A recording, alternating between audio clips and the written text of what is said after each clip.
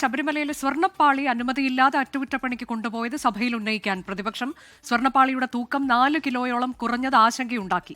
ശബരിമലയോട് സർക്കാർ കാട്ടുന്ന അവഗണനയും സഭ നിർത്തിവെച്ച് ചർച്ച ചെയ്യണമെന്നാണ് പ്രതിപക്ഷത്തിന്റെ ആവശ്യം. സലിം മാലിക് വിവരങ്ങളുമായി. സലിം, കഴിഞ്ഞ 3 ദിവസം നമ്മൾ കണ്ടു തുടർച്ചയായി അടിയന്തര പ്രമേയത്തിന് അനുമതി നൽകുകയും നോട്ടീസിന് അനുമതി നൽകുകയും ചർച്ച നടക്കുകയും ചെയ്യുന്നത് അത് അപൂർവമായ ഒരു കാഴ്ചയായിരുന്നു.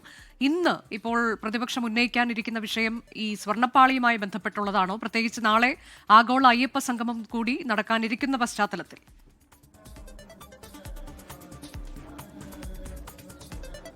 അനുജ, സഭയിൽ ഇന്ന് പ്രതിപക്ഷം കൊണ്ടുവരുന്ന സഭ നിർത്തിവെച്ച് ചർച്ച ചെയ്യാനുള്ള ഉപക്ഷേപം അത് ആഗോള അയ്യപ്പ സംഗമം നാളെ നടക്കാനിരിക്കുന്ന പശ്ചാത്തലത്തിൽ ശ്രദ്ധേയമാണ്. ആ വിഷയത്തിൽ സർക്കാർ എന്ത് നിലപാട് സഭയിൽ സ്വീകരിക്കുമെന്നുള്ളതിലും ഒരു രാഷ്ട്രീയ ആകാംക്ഷയുണ്ട്. കാരണം കഴിഞ്ഞ 3 ദിവസവും അനുജ സൂചിപ്പിച്ചതുപോലെ തന്നെ ഒരു അസാധാരണമായ നിലയിൽ തുടർച്ചയായ 3 അടിയന്തര പ്രമേയ നോട്ടീസുകളും ചർച്ച ചെയ്യാം എന്നൊരു നിലപാടായിരുന്നു സർക്കാർ സ്വീകരിച്ചത്. അതിന്റെ ഭാഗമായി ചർച്ച നടക്കുകയും ചെയ്തു. അതിന് പിന്നാലെ ഇന്ന് ഉന്നയിക്കുന്ന വിഷയം അത് ശബരിമലയിലെ സ്വർണ്ണപ്പാളി കൊണ്ടുപോവുകയും അതിലെ തൂക്കം കുറഞ്ഞതുമായി ബന്ധപ്പെട്ട വിഷയങ്ങളാണ്. അതിൽ ഹൈക്കോടതിയിൽ നിന്നുൾപ്പെടെ സർക്കാരിന് വിമർശനം ഏറ്റുവാങ്ങിയ പശ്ചാത്തലത്തിൽ സർക്കാരിനെ പ്രതിരോധത്തിലാക്കുക എന്നൊരു നിലപാടിന്റെ ഭാഗമായാണ് പ്രതിപക്ഷം ഈ നിലയിലൊരു ഉപക്ഷേപം മുന്നോട്ട് കൊണ്ടുവരുന്നത്. കാരണം കഴിഞ്ഞ ദിവസങ്ങളിൽ ചർച്ച ചെയ്യുമ്പോൾ വിഷയങ്ങൾ ചർച്ചയ്ക്കെടുക്കുമ്പോൾ മുൻ സർക്കാരുകളെ പരിഗണിച്ചുകൊണ്ട് മുൻ സർക്കാരുകളുടെ കൂടി വിലയിരുത്തൽ നടത്തിക്കൊണ്ടായിരുന്നു സർക്കാർ പ്രതിരോധം തീർത്തത്.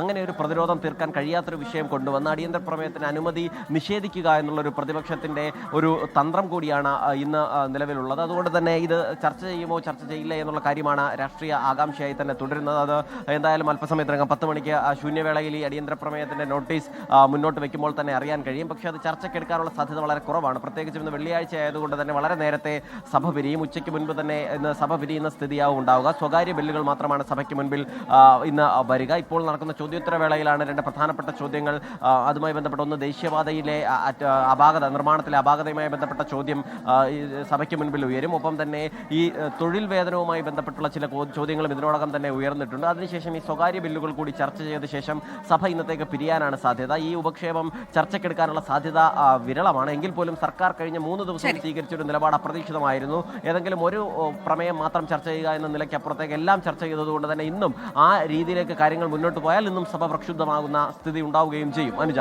ഇന്ന് എന്താകും സർക്കാർ സ്വീകരിക്കാൻ പോകുന്ന നിലപാട് എന്നത് നമുക്ക് അറിയേണ്ടിയിരിക്കുന്നു. സ്വർണ്ണപ്പാളി അനുമതിയില്ലാതെ അറ്റകുറ്റപ്പണിക്ക് കൊണ്ടുപോയ വിഷയം അത് ഇന്ന് സഭയിൽ പ്രതിപക്ഷം ഉന്നയിക്കുമെന്ന വിവരമാണ് നമുക്കിപ്പോൾ ലഭിക്കുന്നത്.